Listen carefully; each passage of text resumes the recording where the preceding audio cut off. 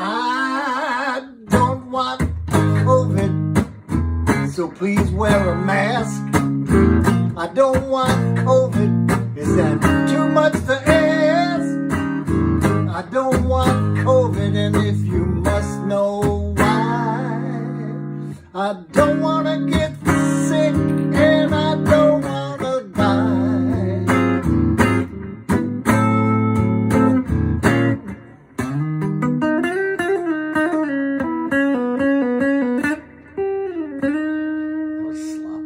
I don't want COVID, so please have a care. Nobody wants to die gasping for air. I don't want COVID, so please there's no need for any of the trampling on my constitutional rights. If they make me wear a facial covering during a highly contagious pandemic, there's no need for any of that or any kind of hissy fit. You should just wear a fucking mask, you selfish piece of shit. Oh,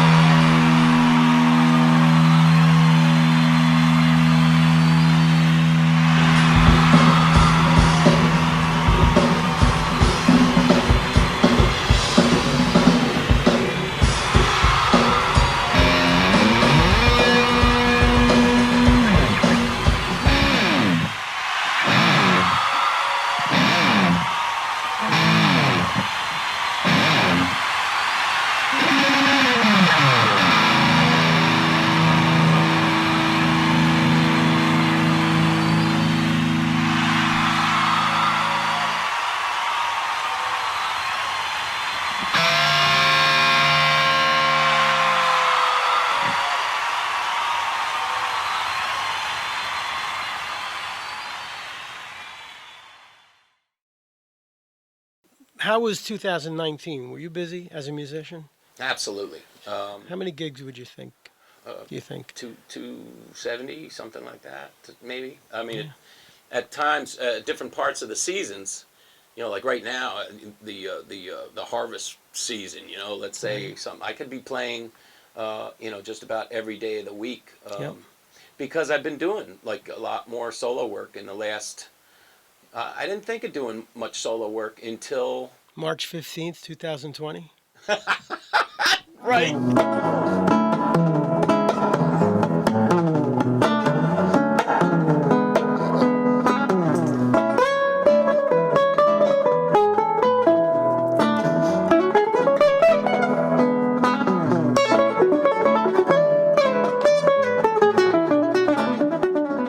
Beginning of the year, going to Montreal and playing with Lindsay Webster, fantastic singer. I played on several of her CDs and on some individual songs, one that went to #1 on the Billboard chart, and that was the first time that a vocalist had taken the #1 spot on Billboard Contemporary Jazz since, I believe, Sade.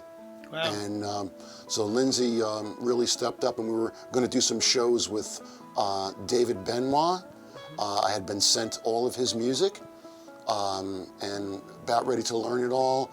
Passports in order, all ready to go to Canada and play. And March 13th or 14th? Well, March 12th, I got most of the calls and emails and texts that everything was canceled.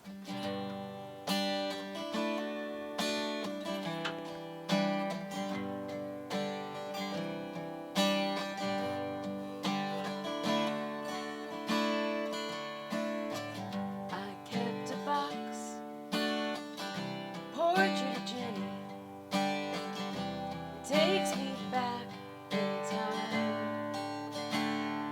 There's a figurine of a man and his bride, always stand side by side, and so many other things left behind. It was really probably the last 5 years that Al and I have just been doing a lot more duo stuff.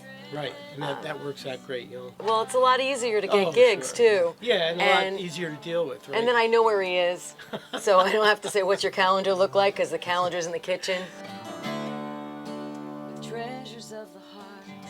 We were booked right to the end of the year. Yep. And literally our last gig was March 18th. Yeah, And then it was, the end. what?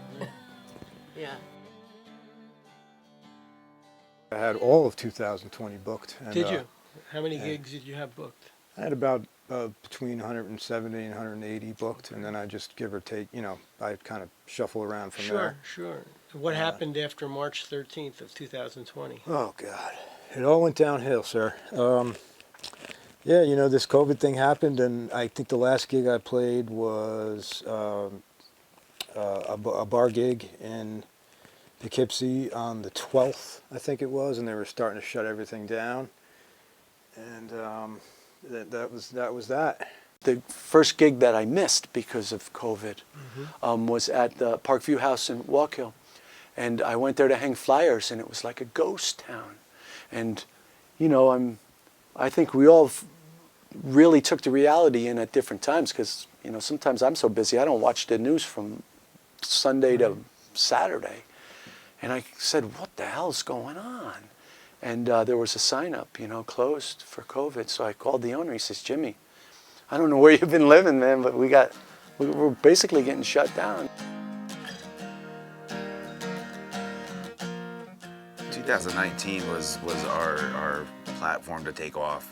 We were playing a lot, and you know, even though we were together for a few years, it was finally when we started turning some heads, and you know, we started getting the calls instead of us calling to knock on some doors, and you know, we were having to turn away gigs at that point. So we picked up some momentum until this year. Starting in January of 2020, we had everything booked right up through June. Come March, everything shut down. I probably lost between at least 35 gigs since then to now. March 15th was my last gig. That was the last gig I played. I played at Black Vanilla Coffee Shop in Newburgh, it was a great time. And that was the last gig. And then, you know, there were at least 50 gigs or more that were booked. Weddings, parties, things like that. A lot of bars, all the band stuff. So that all went away, and I just spent the time trying to not think about it too much. We actually had, between the three bands, we had 6 gigs in March, and then, 6 in February, 5 in March, and 5 in April. And then once that came around, I think we got through February, March, and then after that, you know, the club started closing up. The bottom line is most of us that are in the music business in this area, nobody knew what was going on. There were all kinds of, well, we'll play it by ear.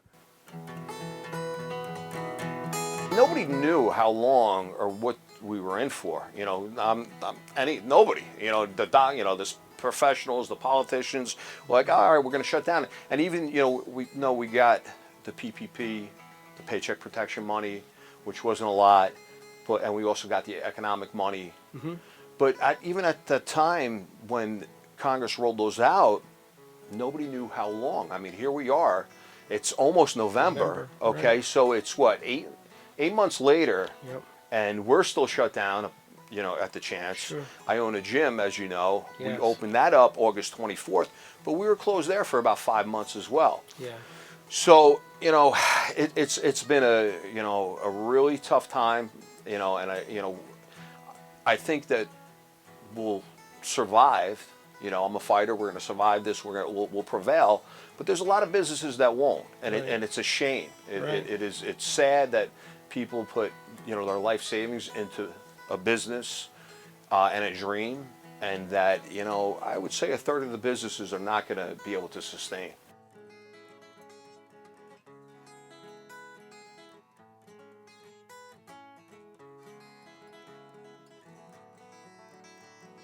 I guess I'll take this off now. You can take that off. All right. That's We're fine. 6 feet apart. 8 feet, actually. That's good. That's right. Don't spit on me.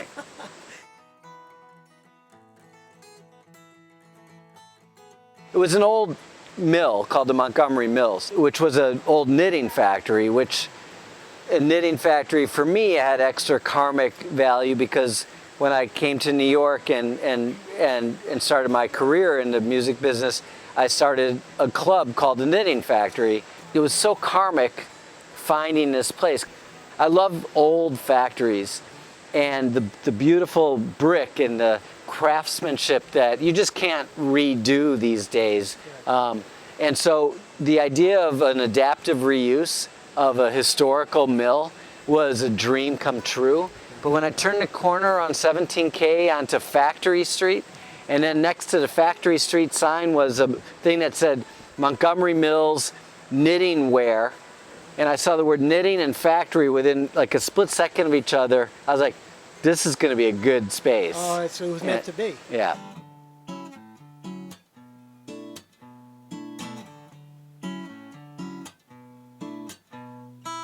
Fortunately, I've been doing solo gigs in addition to being a freelance guitar player and playing with other bands, sideman gigs, cover band gigs, whatever, for the last 11 years. So prior to that, I never really wanted to play solo. I always felt more comfortable playing with other people, being in bands. Doing the solo thing didn't appeal to me. And then summer 2009, I started going out a little more, going and seeing live music in the Hudson Valley, seeing the local bands and musicians. And I saw so many people doing acoustic stuff. And I don't know, maybe it was just the timing in my life where I decided that, you know, I felt like I could do it too, but more importantly, I wanted to do it, you know. So I dove into that. I did my first couple gigs in, I want to say, October 2009, my first ever solo gigs. One was at Pineapple Larry's and one was at the Celtic House, both of which no longer exist. And as nerve-wracking as it was, it taught me a lot I mean, I'm still learning so much from playing solo, but it taught me a lot over the last 11 years. You know, there's nowhere to hide when you play solo. You're exposed completely, every nuance. Like I said, there's just nothing to hide behind.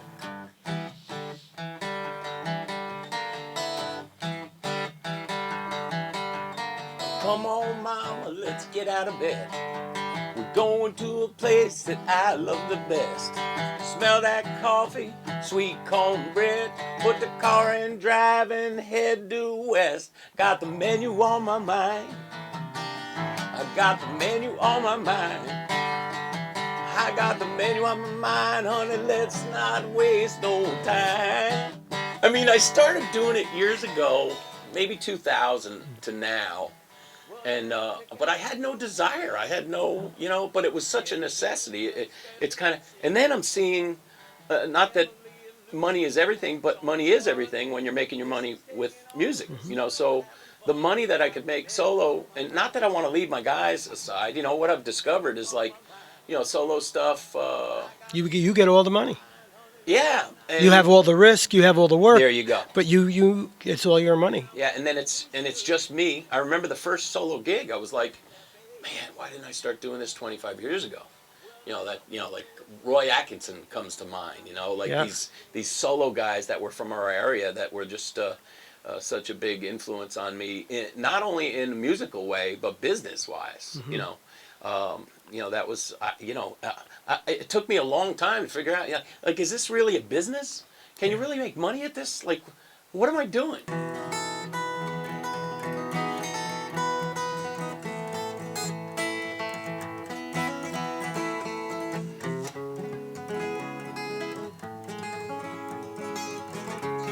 Trying to make a living playing music is rough for anybody. It was very lucrative in 2019. You know, even between the Northeast and Florida. I had a steady job in Florida, working, you know, at least weekends anyway, but the weekends paid enough between the tips and everything, you know, paid enough to keep us afloat. now that all our musicians and artists and creative people have all this time on our hands, I know myself, I've been basically woodshedding and working on my craft, you know, working on getting better and getting better and better. And by the time we all come out from under this whole thing, hopefully we'll be all kicking butt. Yep. Extremely more than we were previous to the pandemic.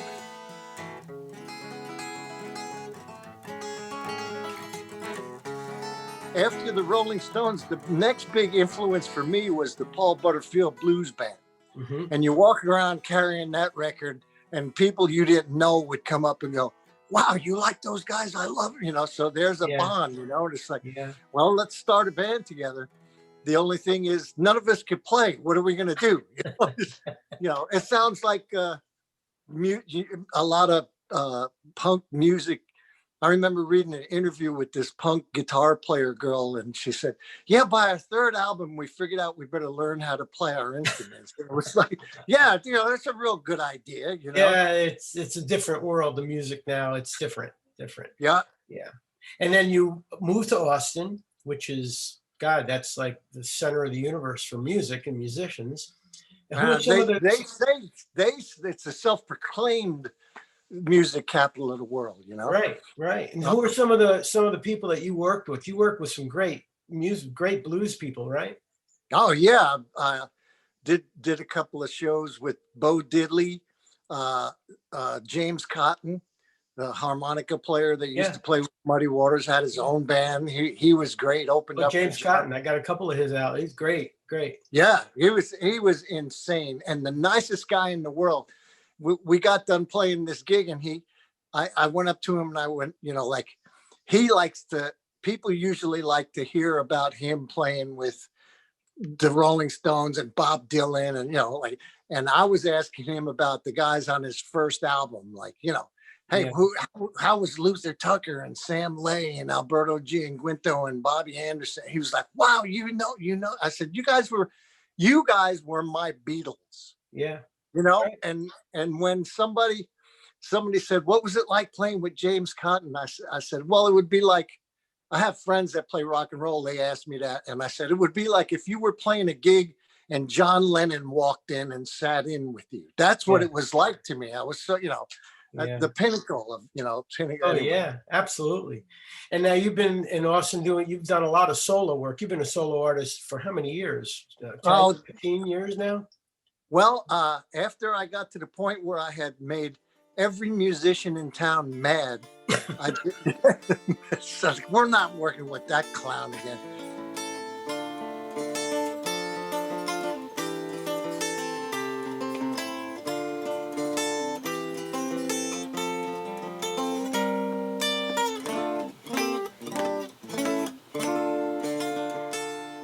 A friend of mine who's doing the social media end of this farmers market says, hey, they're really looking for you know, some kind of music. You know, they don't have a budget, so, you know, you're going to be doing it for tips and selling CDs and whatever you can. So I mean, you know, what am I going to do on a Thursday afternoon? You know, you know. So I figured, hey, I'll give it a shot, and it's been fun because it's helped me look at what I do a different way, and it's actually, at least it's taking care of that, giving me that fix.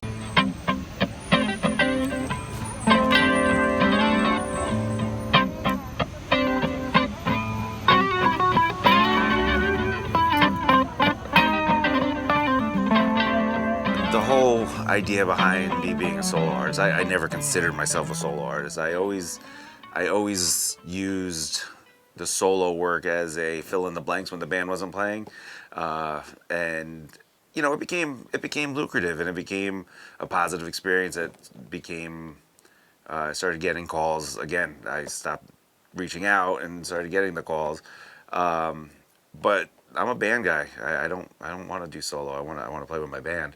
So, but at the same time, right now it seems, you know, if you want to eat, you're gonna go play solo at you know, the small venues, the restaurants, the wineries, the vineyards, and you know, that's kind of the direction we're in right now, unfortunately.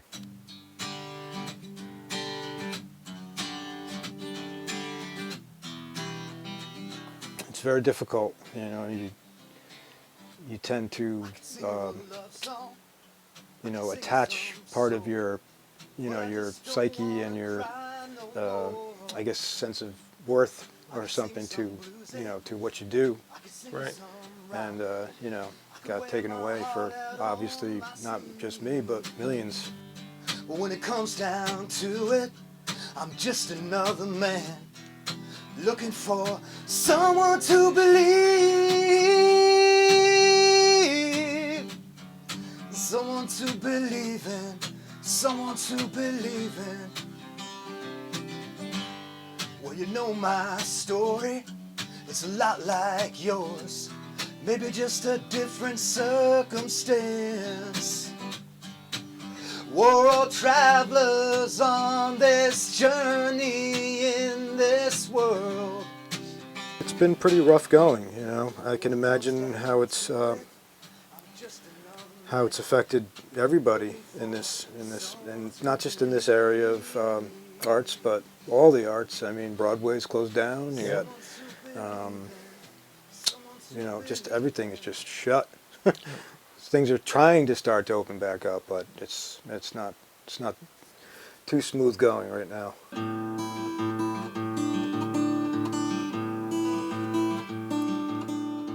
You know, when this first happened, it was like for every show I booked, I was canceling 2 or postponing 2.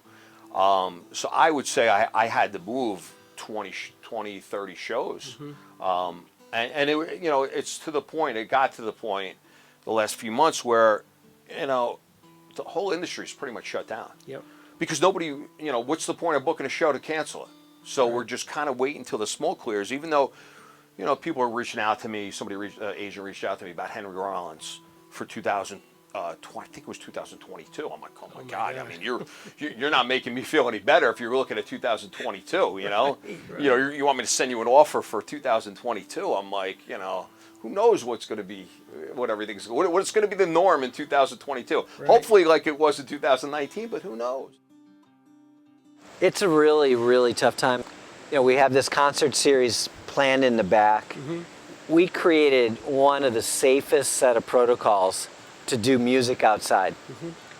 You know, and I hired a lobbyist, and I've been talking to the governor's office once a week for the last 6 weeks, pushing really, really hard, going, you know, you can't get safer. The protocols we have to put on music in the back here, where there's staggered arrival times in the parking lot, and then you're escorted to our temperature check and safety check, and then you get walked with masks only to your circle in the grass, and those circles are 10 feet apart from each other. Right. That's safer than going to Walmart. That's safer than coming here for dinner outside. Right. It's safer, but you know, people, unfortunately, bureaucrats, they don't always get it. They're worried about, I guess, you know, the wrong players taking advantage of an opening to have live music.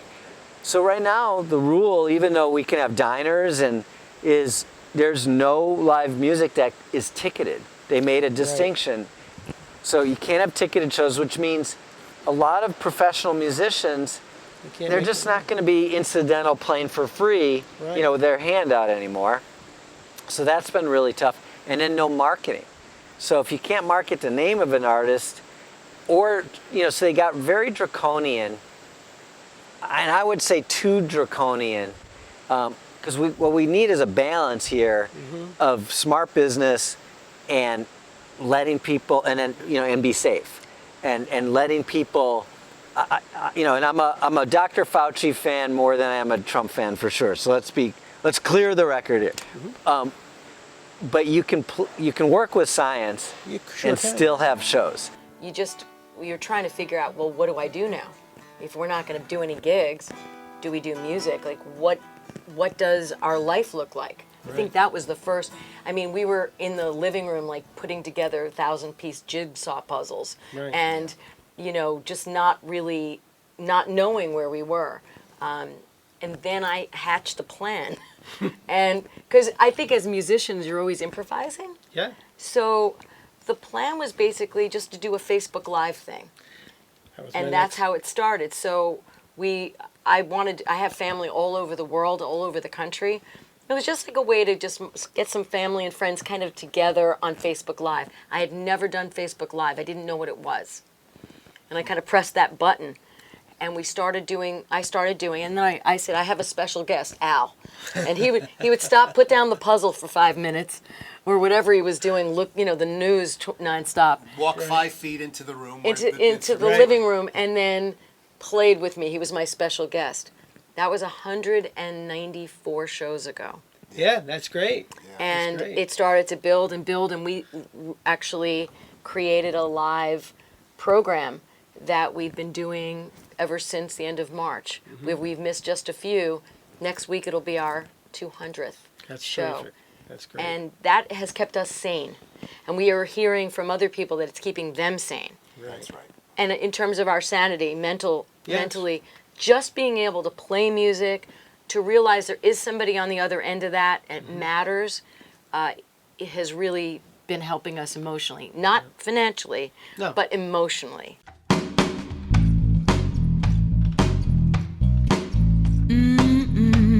Yeah. Well, how will I know if this nightmare is over? Well, how will I know if we're in the after? Well, I've been waiting for a while to bring me back to where we used to be. If there's no universal remedy, it's time for Plan B.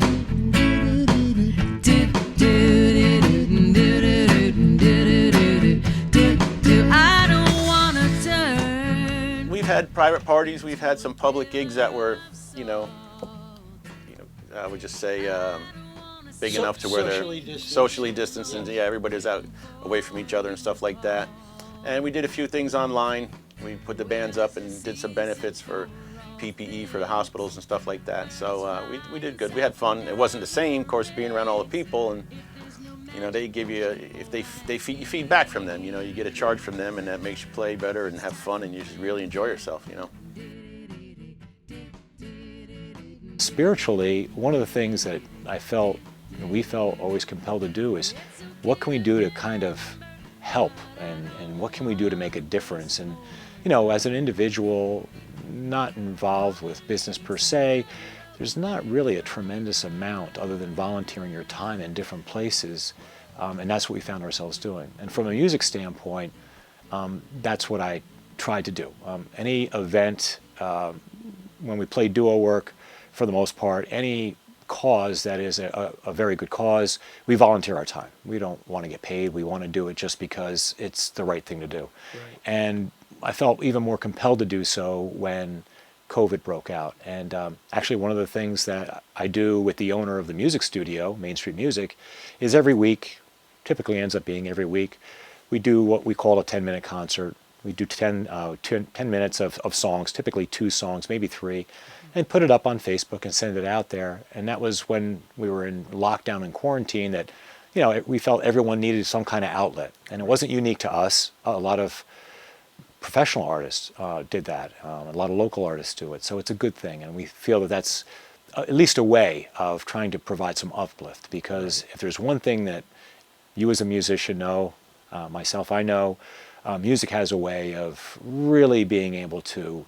provide a level of uplift and transcend a lot of the thoughts about what kind of brings you down. So it's a good thing. I kept to myself a lot. I started doing a live stream. When the gigs went away, I saw other musicians, and I knew we were all going to start doing this. Some of my friends started doing it. I waited a couple weeks just to kind of get my head together about how I was going to do it, and decided, well, we'll start doing a live stream every week as a way to keep playing music, because we've got to keep playing music. It feels good to play music. People feel good when they listen to music and they enjoy live music. And right now, nobody was able to go see live music. You couldn't go to a concert. You couldn't go out and have a drink and dinner and see a band. You couldn't do any of this stuff. All that stuff makes people feel better. It elevates people. And at a time where nobody's being elevated, everybody's getting down. Everybody's worried about the future and having anxiety and various issues. I felt, and I know everybody else felt, it's very important to keep sending music out into the world, even if it's going to 2 people or 5 people, whether we're playing perfect or not. I mean, it's just to elevate everybody just a little bit. So it was the end of March. I started on a Thursday. I'm like, well, I'm in my house. We're doing it in the house. Where are we going to do it? What room are we going to do it in the house? I often will play guitar in my kitchen sometimes, just because it's got a nice little sound in the kitchen. You know, it's tile floor. It's got a little reverb to it. So I said, well, everybody's at home right now. I said, we'll do it in the kitchen. It'll be funny, you know, live from the kitchen. And there was no plan or agenda. I was sitting at the kitchen table, having a drink and trying to take requests from people. Obviously, I don't know every song in the world, but just trying to engage people and have fun. And we just did our 26th week in a row, consecutive week, which if you would have asked me back in March if we were still going to be doing gigs from the kitchen in September, I probably wouldn't have believed it. But you know what? It's been a fun thing.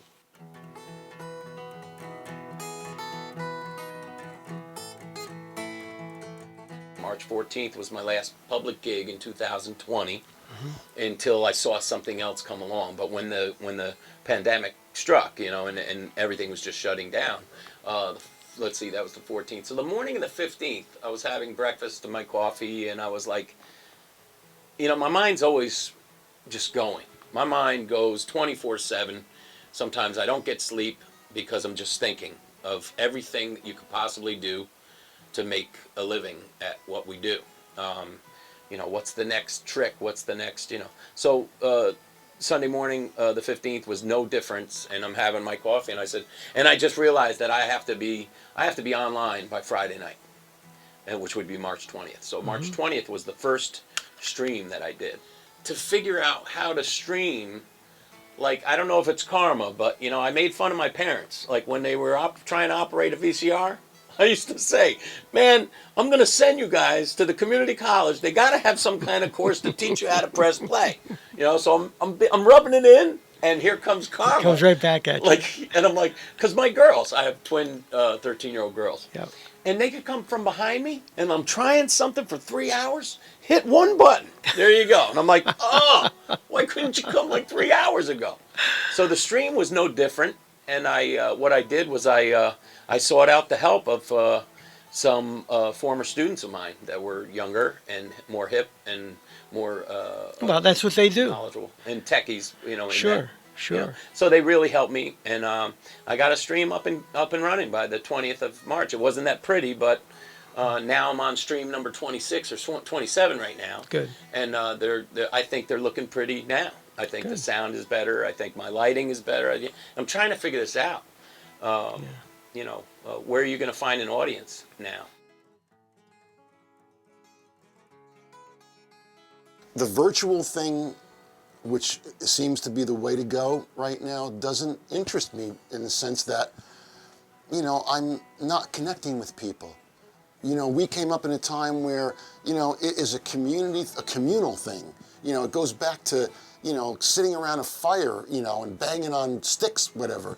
We get together and do it. So it's been very difficult to do it. But, you know, as I said, I've gone out and just, you know, let me play a little bit here. And the response has been fairly overwhelming in that the listeners, the audience, everyone is dying for some live music. This summer really brought that home to me. Everyone needs that music in their lives. I mean, music is a healing process for me, to make the music and have other people enjoy it. They get some little healing out of it if it soothes a little part of your soul. And for me, I have to do it mentally, emotionally, and physically.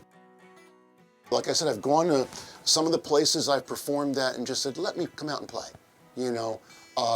Let me do it, because first off, I want to support these places in a way that if I show up, I'm inviting some friends, or I'm posting it, we'll say on Facebook, and people see it and people show up. But the whole idea is that, you know, people would typically just go out, maybe have a drink and listen to some music. Well, now with the laws that are in effect, you have to order food. So it now becomes a dining experience just to have a cocktail. So I'm trying to give back to those places because I don't want to lose them.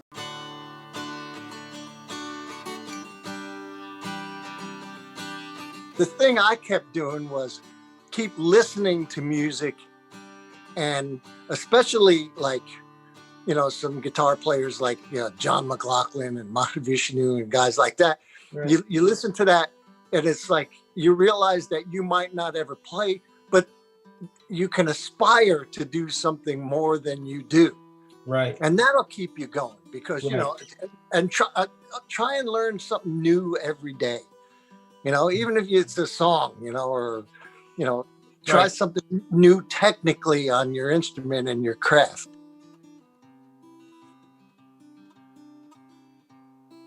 It's one thing to practice during the week and go out and play on a Friday or Saturday night and see some old friends. You know, every gig has its own joys and struggles, but you're playing and you're confident, you're in your groove. And you can only get so much in your groove sitting down in your own personal studio playing, you know, week after week after week after week after month after month. I didn't end up doing the work I should have. Mm-hmm. I spent a lot of time with my family, but it's hard getting back up again. And, you know, thank God, for some reason, my phone rang off the hook in late September, and I'm booked every week. Good for you. Weekend, and mostly private parties. And most people are still very cognizant of the dangers, and we're masking or we're social distancing, and I'm doing my part. But I'll tell you, Mark, it took the first 2 or 3 gigs this month to get my confidence back and to get back into the groove.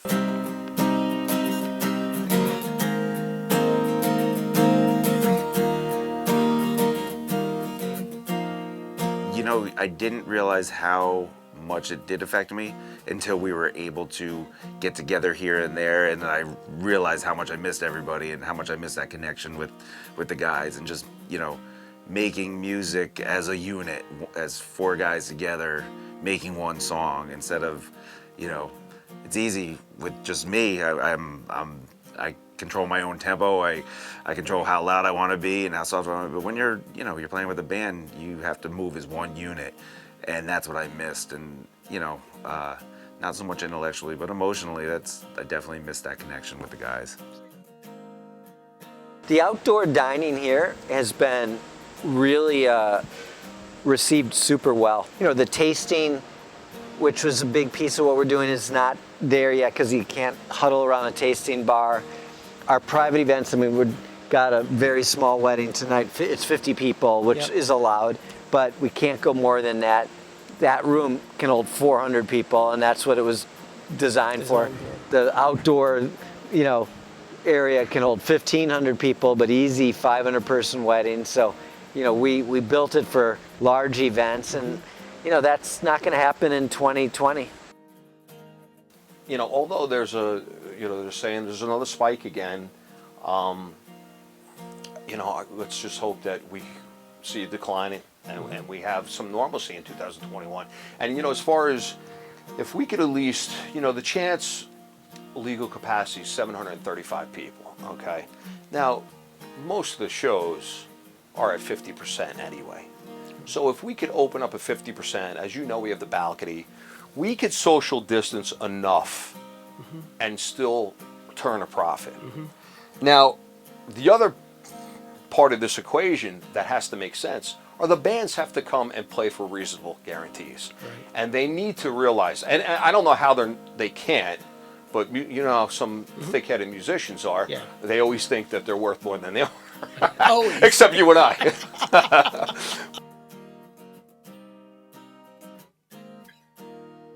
Drove me crazy. Yeah. Honestly.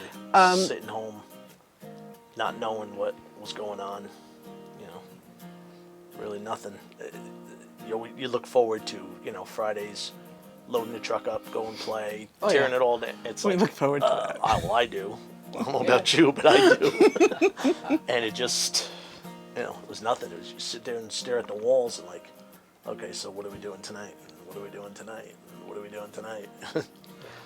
I know. Every day was like Sunday.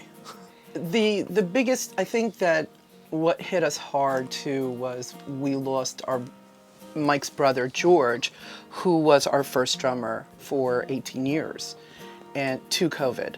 And that was difficult. It was difficult because it's like anybody else that had passed in the earlier time of the COVID deaths that were happening. So, you know, that was a big chunk. And this is our passion. Any musician I know from this entire area, the Hudson Valley, there's a passion for what we do, and whether there's money involved or not, we play and we perform the same way. It's just the way we are.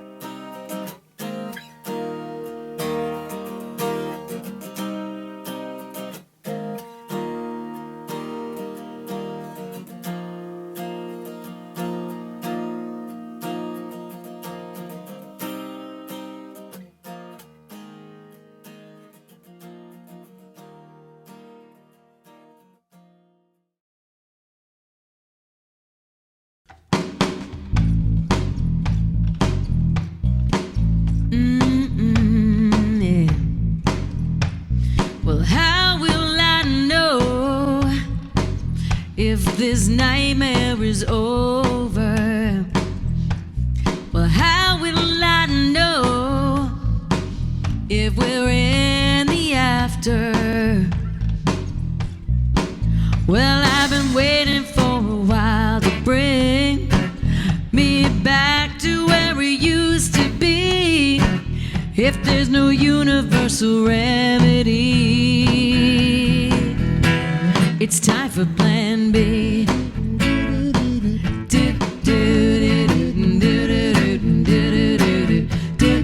I don't wanna turn into a pillar of salt. I don't wanna sit right here alone, waiting for you to call. Well, there's a season for all things. Birds flying south and diamond rings. If there's no magic potion for my tea, it's time for Plan B.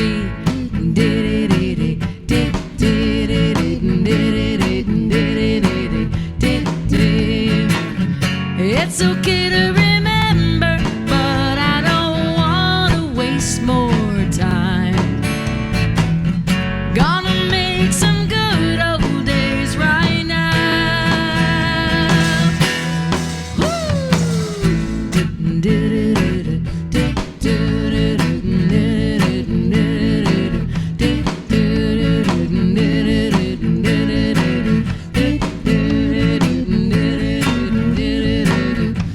How will I know if this daydream is over? How will I know if we're in the after? Well, I've been waiting for things to change, but I've been spinning my wheels again. Well, I'll have to pick another plan, a Plan B.